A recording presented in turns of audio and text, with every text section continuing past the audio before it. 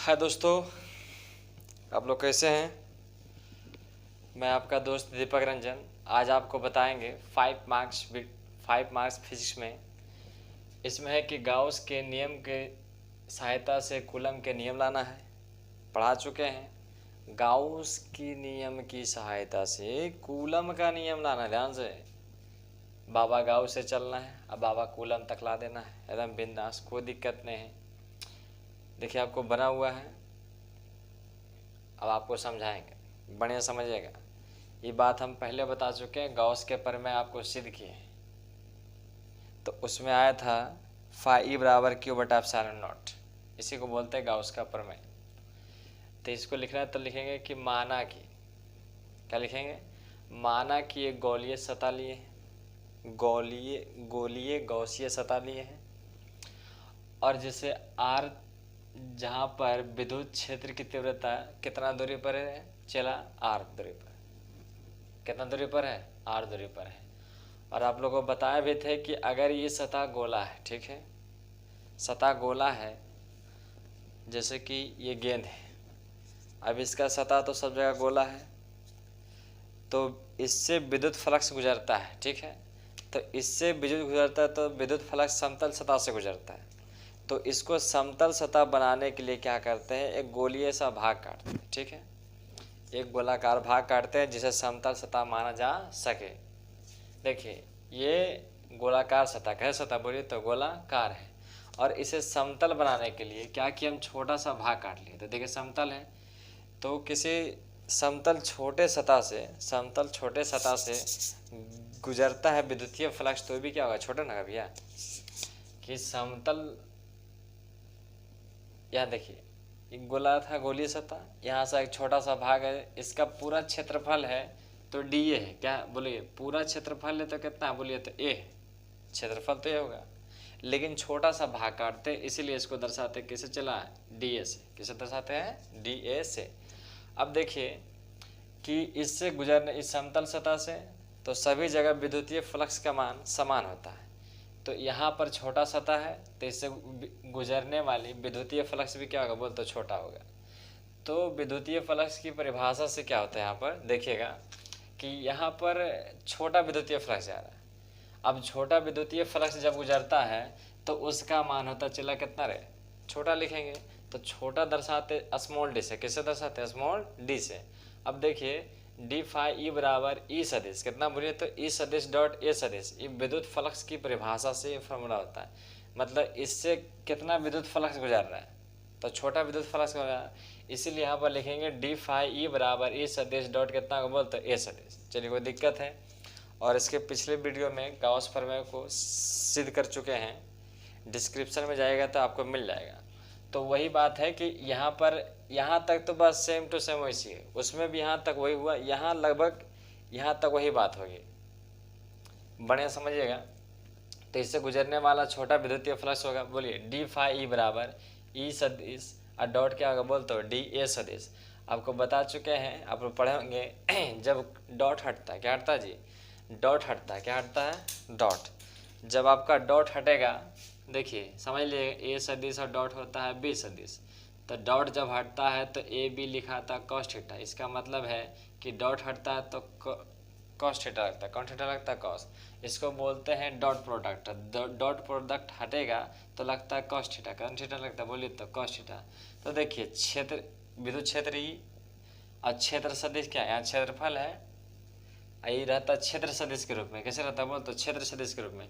देखिए दोनों का दिशा यहाँ पर एक ही, दोनों का दिशा क्या बोले तो एक ही है।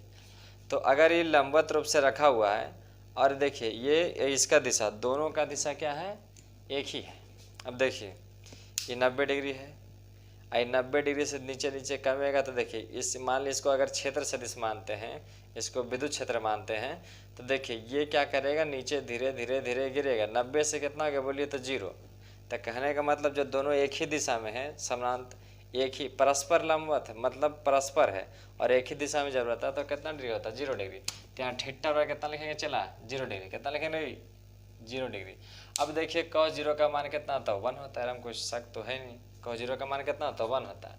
तो यहाँ कर देंगे तो डी ए हो गया, तो ई सदिश ई हो गया डॉट है, समीकरण क्या मानेंगे इसको, फर्स्ट। समीकरण क्या माने, फर्स्ट।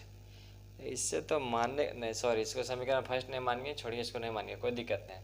अब देखिए डी है, यह डी है, ये छोटा है, ये तो हम इतने से निकाल रहे हैं, हमको निकालना पूरा।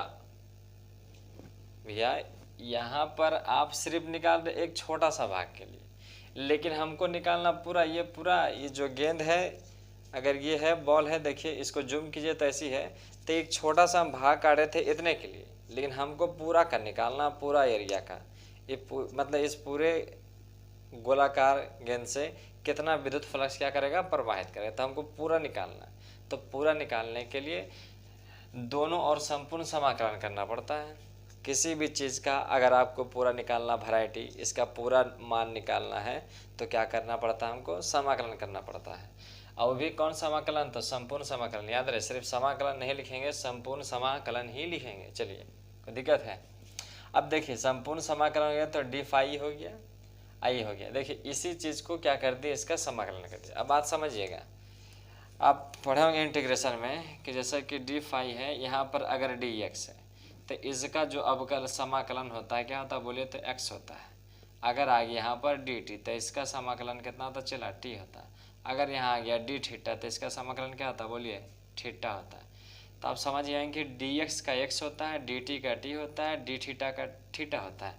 तो आप समझिएगा कि डी है फाई, डी है और फाई है, और डी और फाई है, तो इसका कहने का मतलब है कि डी तो हट जाएगा, आएगा कुछ बोल तो फाई, इस तरह से, जैसे कि डी एक्स, तो यहाँ पर क्या फाई के रूप में है, तो यहाँ क्या होगा, बोलिए तो फाई होगा। चलिए अब देखिए ई सदिश कांस्टेंट है, विद्युत क्षेत्र क्या है, सब जगह समान होता है, तो कांस्टेंट होता है, तो कांस्टेंट को कहाँ निकाल देते, समाकलन में बाहर।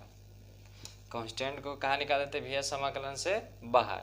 तो देखिए ई है, ऐसा समझिए, देखिए ई है ना, अभी ई कांस्टेंट है विद्युत क्षेत्र। अब विद्युत क्षेत्र को कहाँ निकाल देंगे, बोलिए तो बाहर। कहाँ निकाल देंगे, बोलिए तो बाहर। इसको कहाँ निकाल देंगे, बाहर। तो बस ये क्या बोलते डी है। अभी बताएं आपको कि डी टी का समाकलन कितना हो सकता है, तो यही बात होगा कि डी ए का समाकलन कितना होगा, चला ए, कितना होगा रे, ए। चलिए क्या हो गया, बोलते ये दर्शाता क्षेत्रफल को, किसको दर्शाता, क्षेत्रफल। तो आपको पता होगा किसी गोला का, किसका, किसी गोला का क्षेत्रफल कितना होता है, 4 पाई आर का स्क्वायर होता है। किसी गोला का क्षेत्रफल होता है 4 पाई आर का स्क्वायर। चलिए समीकरण इसको मानिएगा फर्स्ट। अब आते हैं, यहाँ तक आप लोग किसी को दिक्कत है, गाउस के प्रमेय से, किसे, गाउस के प्रमेय से। अब गाउस के प्रमेय से क्या है, देखिए गाउस के प्रमेय से सिद्ध कर चुके हैं, इसको पिछले वीडियो में देखिएगा, आपको लिंक में मिल जाएगा। गाउस के प्रमेय से तो फाई, ये मतलब कैसे आता फाई, आपको सिद्ध करके आपको बता चुके हैं, इसलिए आप लोग देख लीजिएगा कि फाई ई बराबर क्यू बटा एप्सिलॉन नॉट कैसे सिद्ध करके आता है। बहुत ही शॉर्ट है, बहुत अच्छा समझ जाइएगा, कोई दिक्कत नहीं होगा। तो फाई ई बराबर क्यू बटा एप्सिलॉन नॉट, ये पहले से मतलब सिद्ध कर चुके हैं, तो समीकरण फर्स्ट हो गया, समीकरण सेकेंड। तो यहाँ पर देखिए समीकरण फर्स्ट, यहाँ वाला चीज़ देखिए, यहाँ वाला समीकरण फर्स्ट और समीकरण सेकेंड को क्या करने पर, तुलना करने पर, देखिए ये दोनों पार्टी बराबर हो गया, LHS LHS क्या हो गया, बोल तो बराबर। जब ऐसा होता है कि एक तरफ का पार्टी अगर बराबर हो जाए, मान ली कि दुगुनेता है, अभी इलेक्शन के समय है, इधर वाला पार्टी बराबर हो गया, तो यहो दोनों कल करे, जब ये दोनों बराबर हो गए तो हमारी दोनों बराबर हो जो, कहा लड़ा झगड़ा करनी, समझे नहीं। ये दोगो नेता खड़ा हो गया, ये पहला ही है, यह मुखिया में, यह मुखिया में। अब दोनों पक्ष में, इधर वाला पक्ष कल करे हमारी दोनों एक हो जो, एक टेनियन है कि एक खनी दोनों भी हो जीते। तो जब एक खनी दोनों एक हो गया तो ये भी तो अपने आप हो जीते। जब ये दोनों बराबर हो गए ना, तो ये नेता ये कल करे तो हमारी बना ले अपन कमेटी, तो चला इला कुछ देखें दोनों फिर हो गए कुछ बराबर हो गया, ये हो गया।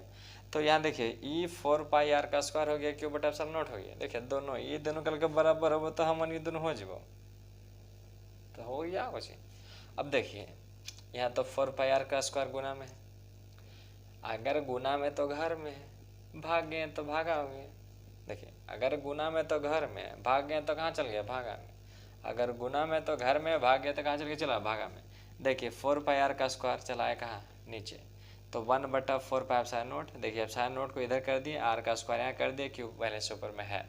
अब 1/4 पाई एप्सिलॉन नॉट क्यू बटा आर का स्क्वायर। अब देखिए चूँकि वी हैव, मतलब ये हमारे पास है विद्युत क्षेत्र की तीव्रता की परिभाषा, तो वी हैव हम लोग के पास है। विद्युत क्षेत्र की तीव्रता की परिभाषा से। क्या होता है, किसी एकांक धनावेश पर लगने वाला विद्युतीय फलक को विद्युत क्षेत्र की तीव्रता कहते हैं। किसी एकांक धनावेश पर लगने वाला विद्युतीय बल पर लगने वाला विद्युतीय बल को क्या कहते हैं, विद्युत क्षेत्र की तीव्रता। तो ई बराबर होता है F/Q। ई बराबर क्या होता चला, ई बराबर F/Q। देखिए हमारे पास ई का मान आ गया 1/4 पाई एप्सिलॉन नॉट और Q/R का स्क्वायर। अब देखिए ई बराबर हो गया F/Q, इधर गुना करेंगे तो हो जाएगा, तो F बराबर कितना होगा EQ। इसको लिख दिए जैसे कि समझिए थोड़ा सा, यहाँ देखिए जैसे कि ई बराबर F बटा कितना हो गया बोलिए तो Q बटा में, इधर गुना होगा, अब गुना होगा तो हो जाएगा EQ कितना होगा चला, EQ बराबर कितना होगा F। तो आप इस चीज़ को ऐसे लिख सकते हैं, EQ है जी, तो पलट के लिख दीजिए कि F बराबर कितना हो जाएगा E और कितना होगा बोल तो Q। कोई दिक्कत नहीं होगा। अब देखिए यहाँ कुछ नहीं कि F था, F है, E का मान कितना है 1/4 पाई एप्सिलॉन नॉट जय बम बम भोले Q/R का स्क्वायर।